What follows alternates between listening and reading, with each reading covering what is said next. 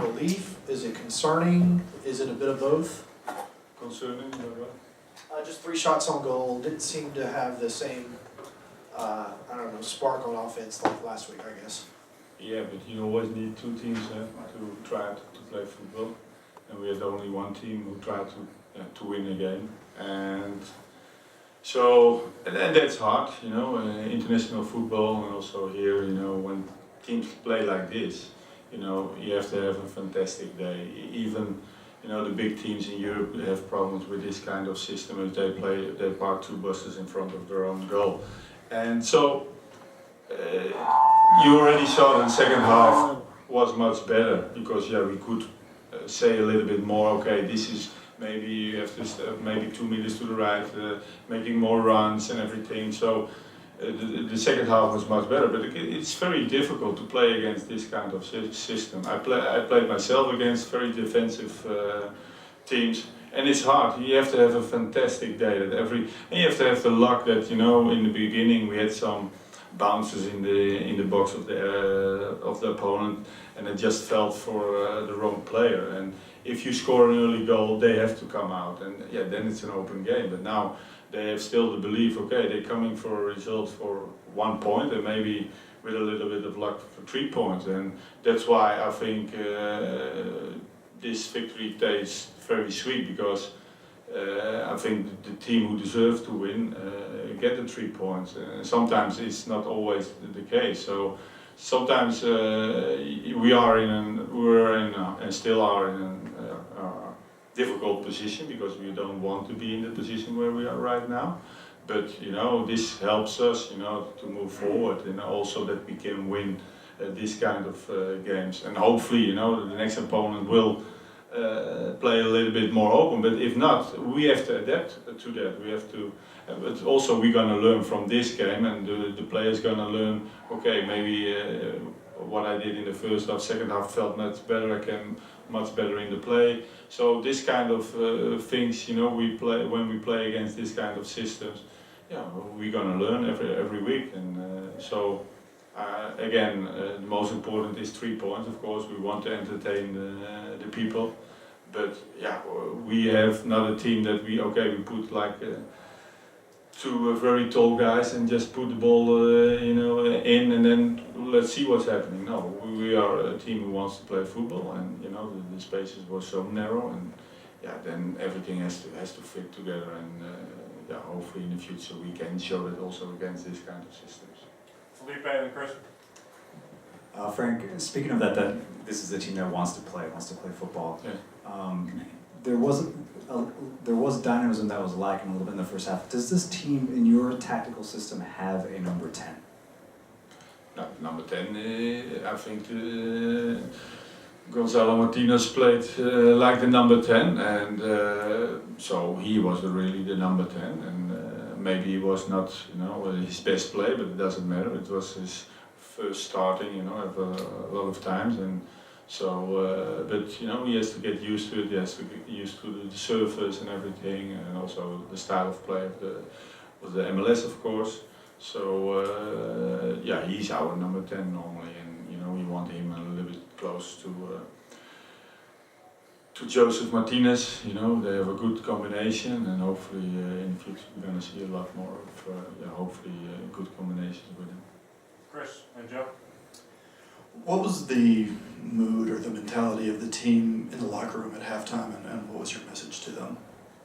No, that, you know, I said it's, you know, it's very difficult. I said what I just said. I played also against this kind of system, and it's hard to break down. And so we have to have patience. You know, don't, you know, be, you know, just run in front of the ball, but let the ball do the job, and try to from left to right, and it doesn't go back to left, and then there will be some open gaps between the lines, and then you have to give the right ball at the right speed and everything, and then the individual quality has to make the decision at the end. Like the goal also, it's an individual quality of Nagby, and a good run of course of Julian Gressel, but at the end, it's, you know what, it's like Barcelona. At the end, Messi makes the difference, and we have to make also. That's why I put at the end Tito in as I said if you're gonna play 1 against 1, you have to play 1 against 1 because it was a little bit lack of that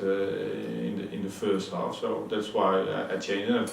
I changed all offensive with Breakout and Darlington on his position. At the end, it helped us because Darlington had a crucial role, of course, in the goal. Eric and Felipe. With the reintroduction of Pity back into the starting 11, it seems as though Barker got pushed out to the left side. He seemed less effective there. Is there any thought to maybe having him play more centrally moving forward? No, after Pity, was left out, he came in that position again. And but you can have only have one number 10 if you play this kind of system. And he plays against this system. He played a lot of times inside, and so you can also say we have 3 number 10s at that moment when Jules also is a little bit inside, and our fullbacks are a little bit higher up. But maybe he is better suited also from the left when he can go inside, outside. But I think he's performing very well, and you have to make decisions. And for me, right now, I knew it was narrow spaces that we're gonna have against Colorado. So I put. That's why I didn't put Tito in, because normally he's a player who needs more space, with his speed. And in narrow spaces, normally PT and ACL are better in those kind of spaces. Felipe and Doug. Actually, when Darlington did go out wide, he immediately took his defender 1v1 multiple times, got to the inline, created the goal. Yeah. What did you tell him when you made that change? Especially I said to Tito, you have to go wide, so if you can play 1 against 1, you have to do it, and he did it already the first time.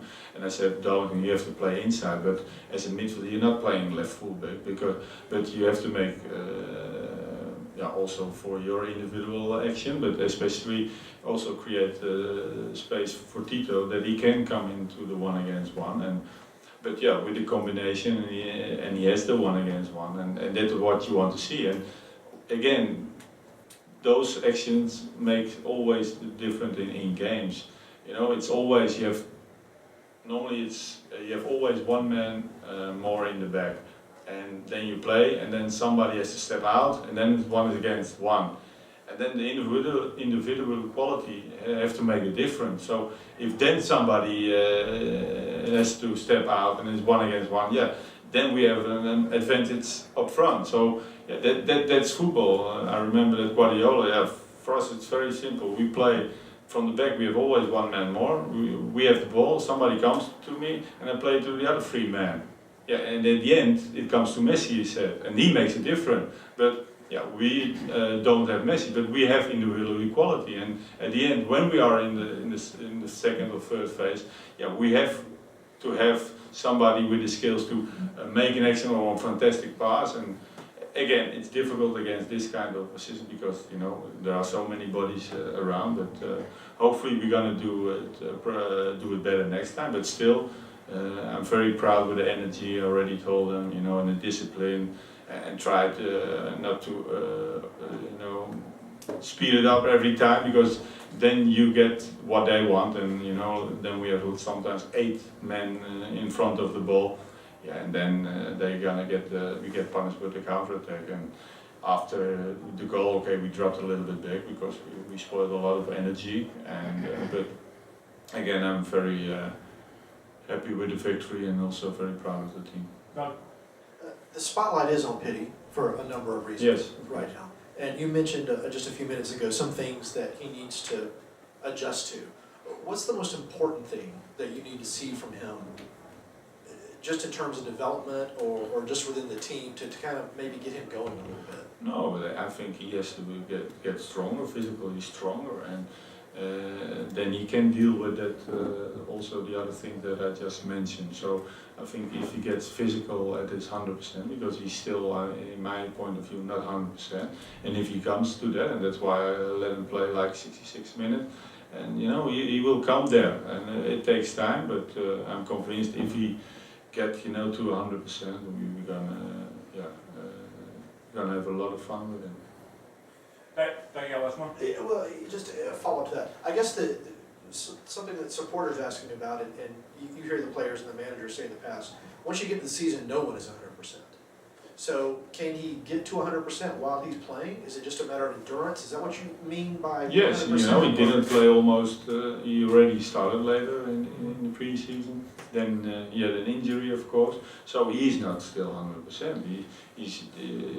This was his first time that he started after a long period. So, you know, you have to get used to it. The training is nice, but it's never like a game. Everybody who was a player, you know, knows that experience. So he's getting there, and you know, only when he gets games he's going to be there. Of course, he has to train hard also to get that, you know, to go to that 100%. But training and games helps him with that.